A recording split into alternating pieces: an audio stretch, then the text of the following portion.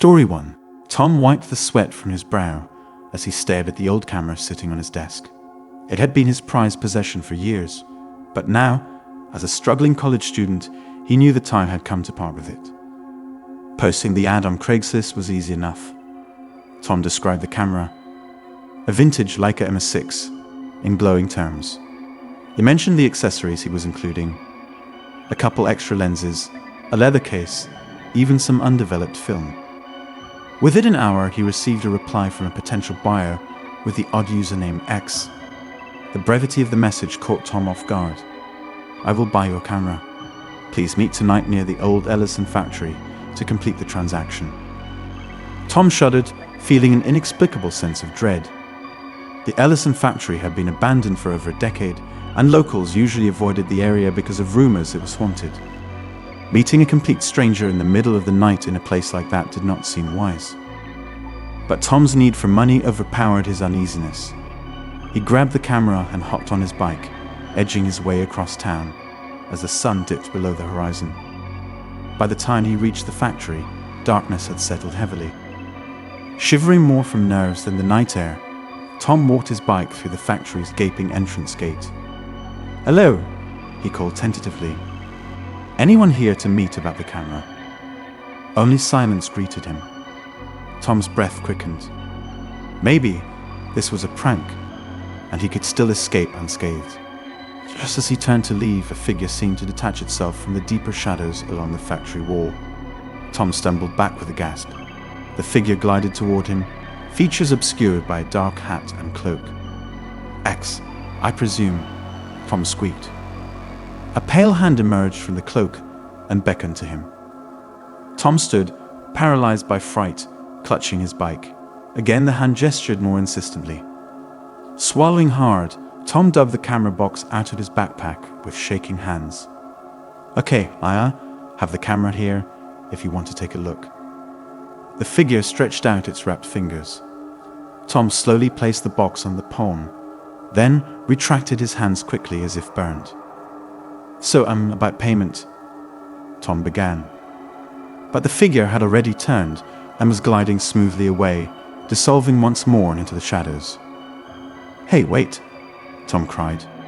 "You have to pay." He chased after the shrinking figure, but it had already vanished. Tom spent almost an hour searching the decrepit factory grounds, but there was no sign of the buyer.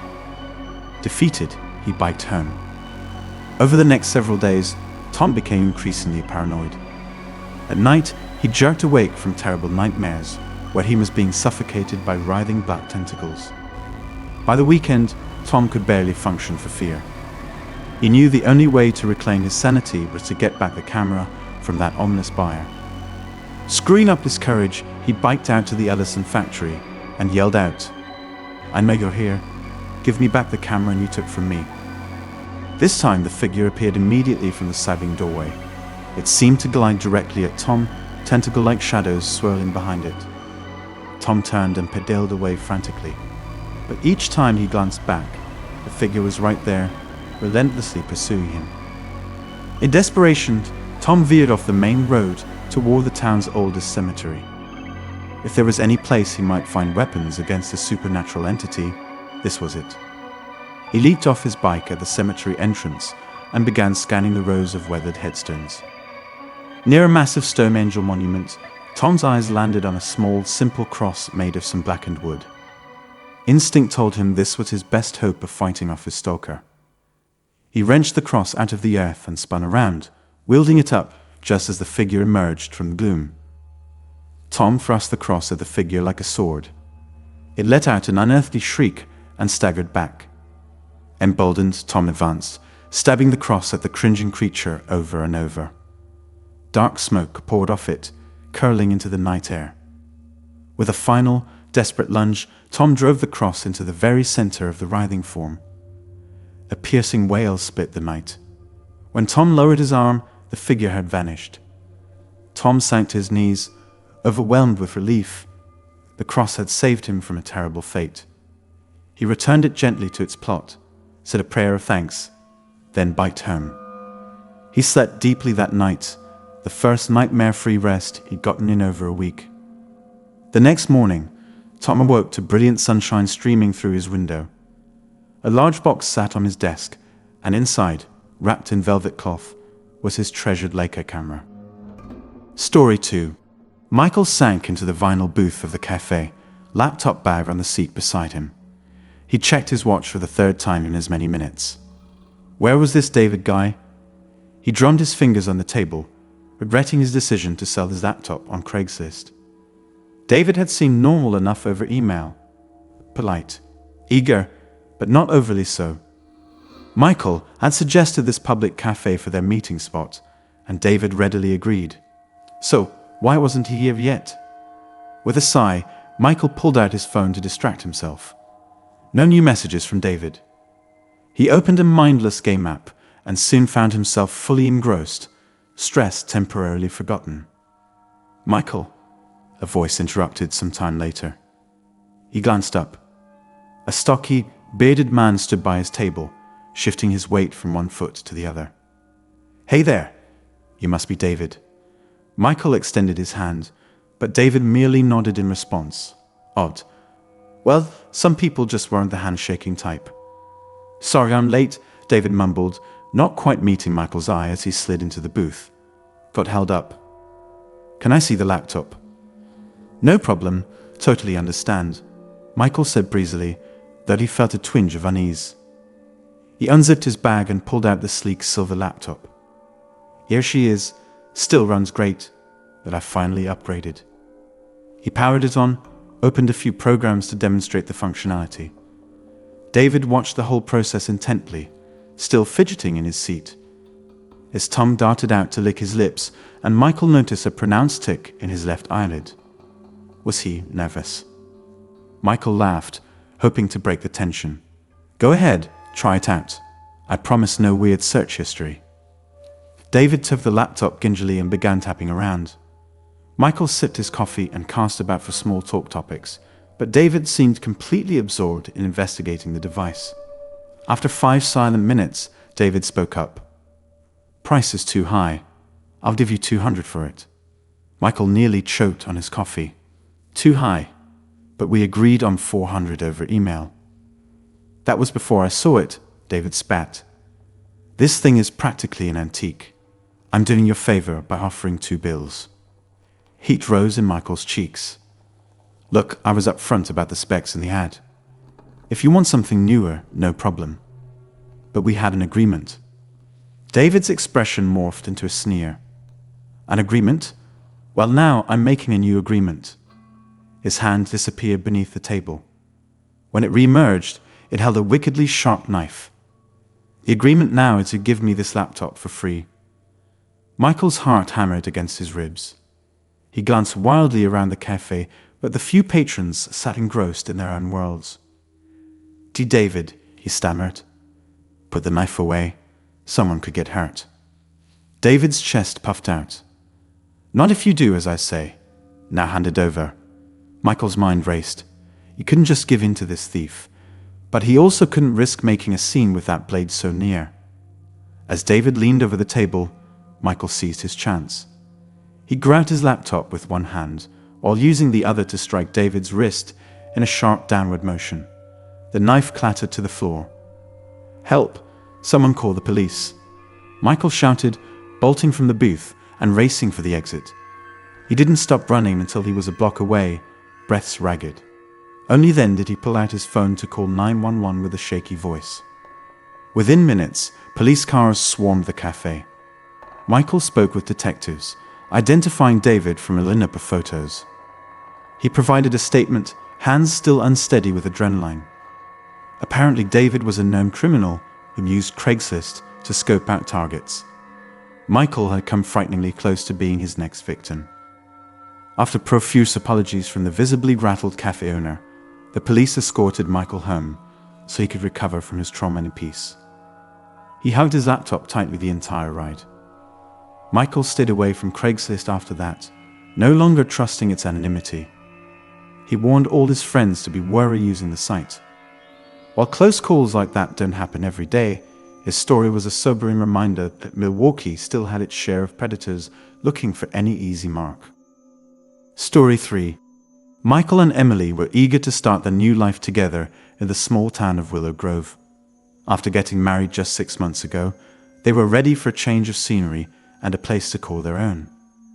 House hunting on a budget wasn't easy, but when they spotted a cozy little 1920s bungalow on a tree-lined street, they knew it was meant to be. The two-bedroom home was a bit outdated, but full of quirky charm and potential. Emily was especially excited to decorate each room and turn the house into their perfect home. Vintage and antique-style furniture seemed fitting for the bungalow's character. One evening, while browsing Craigslist, Emily spotted an ad for an antique oak armoire that looked gorgeous. The seller, a man named Caleb, described it as an heirloom passed down from his great-grandfather who had acquired it from a centuries-old monastery in Europe. Caleb claimed the monks had used this wardrobe cabinet to store ceremonial robes and relics. Emily was instantly captivated by the armoire's unique history. She eagerly emailed Caleb to inquire about purchasing the piece. Caleb quickly responded confirming it was still available, and they arranged a time that Saturday to come see it. On the drive to Caleb's home, Emily brimmed with excitement, while Michael remained cautiously optimistic. The address Caleb had given led them to a rundown part of town, with ramshackle houses and overgrown yards. Not quite the right setting for a family heirloom. Nevertheless, they parked along the crumbling curb and walked up the broken concrete path to Caleb's front door. After a minute, the door slowly creaked open, and a wiry older man with unkempt hair and leathery skin peered out. "Ah, you must be the folks interested in the armoire." "Come on in," he rasped, stepping aside. Warily, Michael and Emily entered the dim, dusty home cluttered with stacks of books and strange trinkets. "This way," Caleb said, shuffling down a cramped hallway. Emily clung close to Michael as they squeezed through the narrow space filled with an overwhelming musty odor. Caleb led them into a back room containing little furniture, except the towering armoire shoved into a corner. Despite the questionable surroundings, the armoire itself was strikingly elegant with intricate carved details on the doors and sides. Emily stepped forward to admire the handiwork. "Magnificent, isn't she?" Caleb remarked. "Supposedly crafted from oak trees over 300 years old. And this symbols here," he pointed to markings engraved across the top. "Legend says they're ancient runes used by occult groups. Keeps evil spirits away, or so the monks believed. But what do I know?" He let out an odd, wheezing laugh. After agreeing on a price, Michael hauled the cumbersome armoire out to their car as Caleb watched silently from the porch. Emily beamed with excitement on the drive home, already envisioning where she would place the enchanting piece.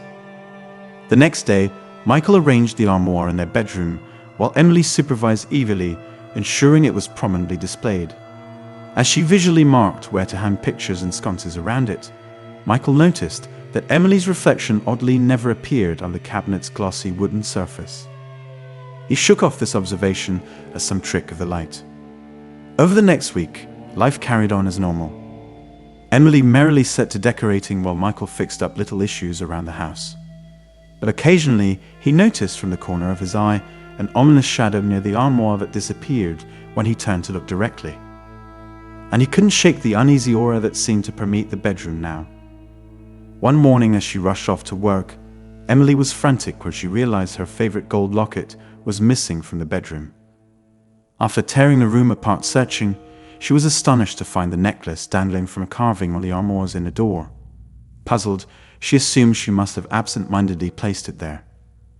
But then a few days later, Emily was shocked to open the armoire and discover Michael's high school class ring sitting among her clothes. How bizarre, she thought. However, when she asked him about it, he was baffled. "You know, I never put something in your precious armoire," he said with a smirk. They laughed it off as forgetfulness due to their hectic schedules. But soon the frequency increased. A hairbrush would vanish from Emily's dresser, only to end up inside the armoire, or Michael's watch would disappear for days before turning up in the cabinet's drawer. They also began hearing faint noises from the armoire at odd hours, whispers, rapping, rustling. At night, Emily frequently had unsettling dreams of being trapped inside the armoire, unable to get out. By this point, Both Michael and Emily had sensed a growing ominous presence associated with the ornate closet, but neither wanted to admit their growing fear out loud. The wardrobe had become the elephant in the room, dominating the space with its formidable aura. One evening, their fears were confirmed when Emily reached for a sweater in the closet and the door suddenly slammed shut by itself, the locking mechanism clicking. Emily screamed in terror, and Michael ran over and desperately tried to open the door. After a few terrifying minutes of struggle, the old door creaked open, as if the person who had sealed it had decided to loosen his grip. Emily and Michael stood stunned, both realizing that this was no ordinary closet. The next morning, Michael cautiously began searching the internet for someone who could investigate these strange phenomena. He found Professor Jonas Caldwell, a university professor who taught courses on occult history and paranormal activity. In desperation, Michael wrote an email to the professor explaining the situation with the ominous cabinet. To their surprise, Caldwell agreed to come and take a look, although he warned them that it was unwise to interfere with unknown forces. The next evening, when the professor arrived, Michael and Emily excitedly met him on the doorstep.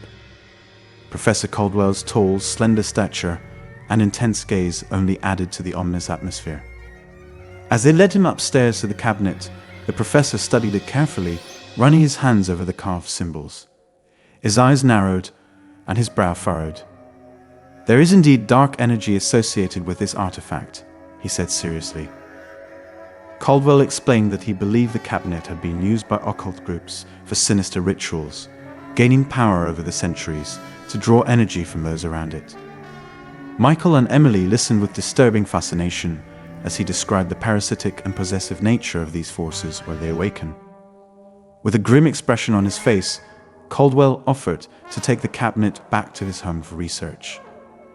Emily and Michael gladly agreed. Although Emily really liked the cabinet, fear got the better of her.